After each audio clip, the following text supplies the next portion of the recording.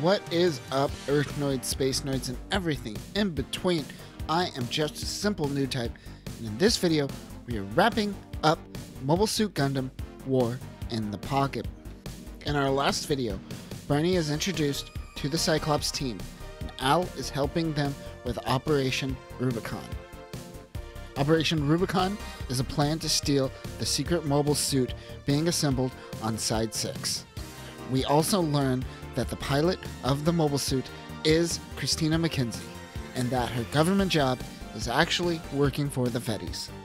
I will have to circle back and cover Mobile Suit Gundam 0080 War in the Pocket manga by Tamako. It went on hiatus recently and began again in the summer of 2023.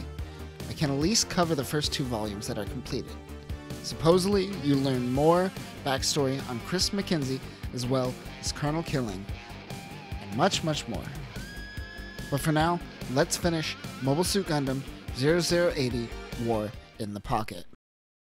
Alfred is taking photos of intel he found on the Fetty base. 2 Fetty soldiers make their way down the hall. Al takes off and runs into Bernie, who is mad at him for taking off on his own. Garcia gets some intel about the Fetty base from a bar. Back at the base, Garcia punches Bernie, a long-running Gundam tradition, for not obeying orders. Steiner recommends he follows orders next time. Bernie takes Al home and ends up talking to Chris. It seems the two are starting to develop a bond. Garcia plants a bomb, while Misha parks the truck holding the Comfort close by the Fetty facility. The plan is almost ready for action. Steiner gets his hands on Fetty uniforms. He notes that this war is essentially over. This mission will most likely be a failure, and Zeon will lose. Al convinces Chris to allow him to visit the base the following day. Bernie yells and tells him to stay away from the base, as that is when the attack will take place. Al doesn't look like he is going to listen. December 18th, the day before the attack, Steiner is stoically smoking a cigar. Misha approaches him with a bottle of alcohol and toasts to those who are about to die. Steiner wonders if that is going to be true. December 19th, UC 0079. The Cyclops team start to make their move. Dressed as Fetty soldiers, they infiltrate the base. Garcia does a little stabbing while Bernie distracts the Fetty soldiers. While they storm the Fetty facility, Misha activates the Comfort to act as a distraction. Al is learning about mobile suit technology at the Fetty base when all this goes down. He steps away and finds the Cyclops team, who is currently being outed as Zeon spies. Suddenly, Garcia comes in, taking out some soldiers. The Cyclops team fights back. The team is outnumbered and cornered. Garcia plans to take out the secret Gundam while Bernie gets Steiner out of the situation. However, Garcia is shot while running towards the unit. He explodes himself while trying to take out the unit. The unit is intact. Chris runs in and begins to pilot the Alex Gundam. The RX-78NT-1 Gundam, nicknamed the Alex, is a product of taking new types seriously. Like Zeon, the Earth Federation also didn't take new types seriously initially. For Zeon, it took Dr. Flanagan and the Flanagan Institute. For the Fetties, it was seeing the data that Amuro Ray brought forth during his run in the RX-78-2 Gundam. Naturally, Earth Federation forces wanted to make a custom RX Gundam that was made specifically for Amuro Ray's new type potential. The onboard computer is more advanced than the RX-78-2 Gundam's computer. It is also more responsive than most Gundams on the market currently. Apparently, the biggest concern found during Amuro's run with the original Gundam is the hands. The hands are the easiest to damage and cause the mobile suit to struggle to fire beam weapons or wield beam sabers. Because of this, each hand on the Alex has a 90mm Gatling gun. Also, it has a sweet panoramic monitor. The Comfer is taking out GMs left and right. Just a quick note, the Comfer actually doesn't take out any GMs as they are fighting on Raya in Site 6, which is a neutral colony. The Comfer is fighting the RH-35E Raya 35 Draken E. The Draken is a tiny mobile suit mainly designed for construction and keeping the peace. These things have no chance against the Comfer. It prepares to take out the Alex, but Chris activates the unit and defends itself from the Comfer. Al is watching this all go down, by the way. The Alex stands and removes all the housing. It begins to use its 90mm Gatling gun. While the two fight, a small breach in the colony occurs. Chris and the Alex is able to take out Misha and the Comfer. Bernie is carrying a barely breathing Steiner. The mission is a failure. He hears footsteps behind him and quickly draws his weapon, only to find that it is Al. Back at Granada, Colonel Killing gets news that Operation Rubicon has failed. The Cyclops team's whereabouts are unknown, and the secret Gundam is still operational. Killing meets his Zeon comrades, who are aware that Killing intends to use nuclear weapons and break the treaty. Killing responds by, well, killing them. Now remember, the Antarctic Treaty doesn't allow for the use of nuclear weapons, and any WMDs, such as a colony drop, are strictly prohibited during the 1-year war. The police are investigating the situation, which makes sense, I suppose. Site 6 is a neutral colony, so this is handled differently on Site 6. Anyways, Chris proceeds to give no comment to all of his questions.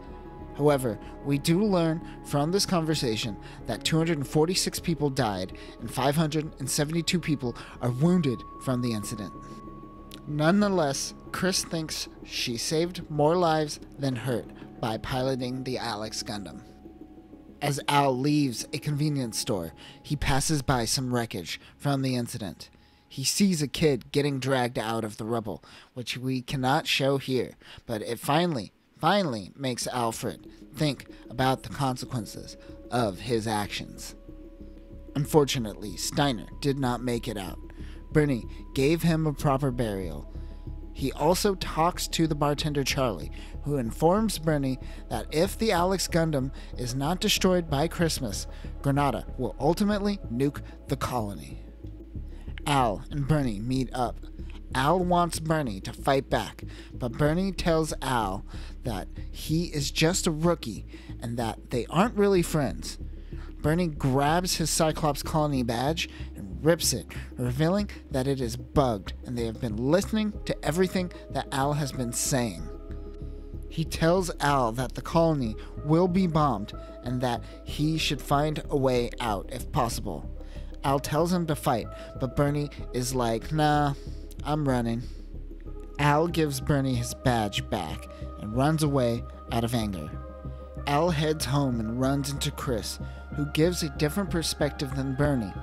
She says she would not run and she would fight in a situation where she needed to save people. Chris certainly is a better role model for Al. Meanwhile, a Tevay-class ship is being loaded with nuclear weapons. Colonel von Helsing is the commander of the Tevay ship, the Graf Zeppelin. The Tevay-class ship is an improvement on the Chevet-class heavy cruiser. The Chevet is a battleship that was modified to become a transport for mobile suits. The Tevay class fixes this by designing the ship with mobile suits in mind. It has a retractable cannon as well as an improved nuclear engine, and of course, it is capable of carrying nukes. Helsing and Killing confirm with one another that the bombing will happen on Christmas at 12 a.m. Bernie, rocking his best Char cosplay, heads to the spaceport and books a ticket to Francesca Colony. He spots a girl at the bar that looks like Chris. As he looks at the girl, he pulls out money for a drink to see the rank badge that he gave Al. Al's mother tells Al that his father will be returning home for Christmas. Later that night, Al gets a call from Bernie. He didn't end up leaving, decided to try to destroy the Gundam one more time. He asks for Al's help. Bernie and Al are working on a downed Zaku from the first episode. Bernie says they need to find some parts from some downed GMs that should be lying around from the battlefield. Man, neutral colonies are wild. That Zaku is wrecked in a park, and there are downed GMs for civilians to loot. I don't get neutrals. Anyways, they go to a lot to find the truck that housed the Comfer, but some Fetty soldiers are inspecting it. Al creates a distraction by being the cutest little sociopath. While he does this, Bernie takes off in the truck. Inside, they were able to score a Heat Hawk and some grenades. They get to work fixing the Zaku with a sweet 80s montage.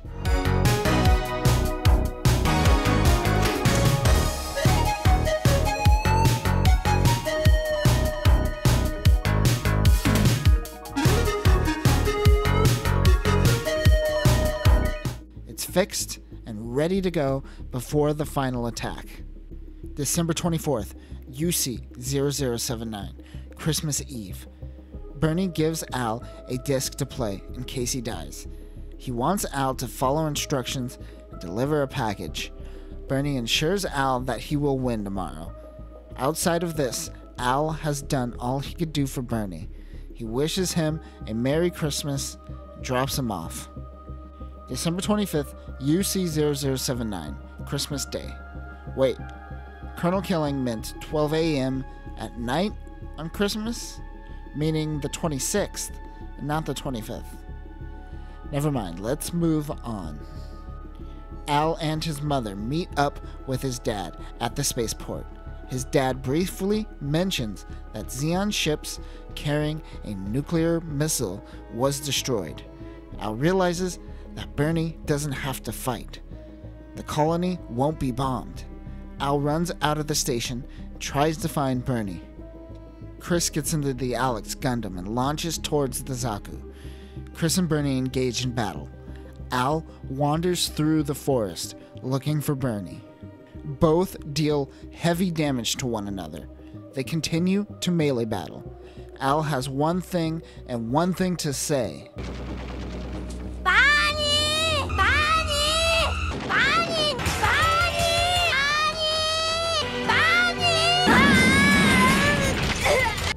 Bernie cuts off the Gundam's head with the Heat Hawk, and Chris stabs the Zaku cockpit with a beam saber. Al is in shock as he just watched Bernie die in front of his eyes. Al listens to the tape that Bernie left. He wants to take this evidence to the police after he dies. He also tells Al he felt a desire to fight the Gundam as a soldier, but he doesn't hate the Fetties, and neither should Al. A few weeks later, Universal Century 0080. Al has some PTSD that wakes him up from his sleep. He leaves his house to find that Chris is being transferred back to Earth. She did survive the mobile suit attack. Chris asks Al that she wishes she could say goodbye to Bernie. This makes Al cry, but he doesn't tell her that Bernie is dead. At school, the students hold a memorial for their school building, which was destroyed during the attack. This makes Al cry yet again. The kids affirm to Al that there will be another war soon, so don't worry. Al's friends are very naive and have only experienced war from the outside. Now that Al has truly experienced war as it is, he doesn't want any part of it. Due to the damage of the Alex Gundam, it never found its way to Amado Ray. This incident would go down in UC history as Operation Christmas. And that will do it for this video and the conclusion of Mobile Suit Gundam 0080 War in the Pocket. this is a sad one. Unfortunately, in the grander scheme of the 1 Year War, this had absolutely very little effect on the outcome. The war was already solidified at this point. Steiner and Misha understood this. But for Chris and Al, Operation Rubicon will forever change their lives. A war in the pocket, if you need me to spell it out for you. It sucks for Al, however, who wanted to experience war so bad, and when he finally did, not only understood his actions, but instantly regretted them. This is a be careful what you wish for story. Unfortunately, in the near future, we will run into another person who experiences war too early. He also has a girl's name. And that will do it for the 1 Year War for a little bit as well. We are going to jump ahead to UC 0083 and see what a certain Zeon fleet that has been doing hiding in the shadows. For now, remember, new types, be careful what you wish for. Peace.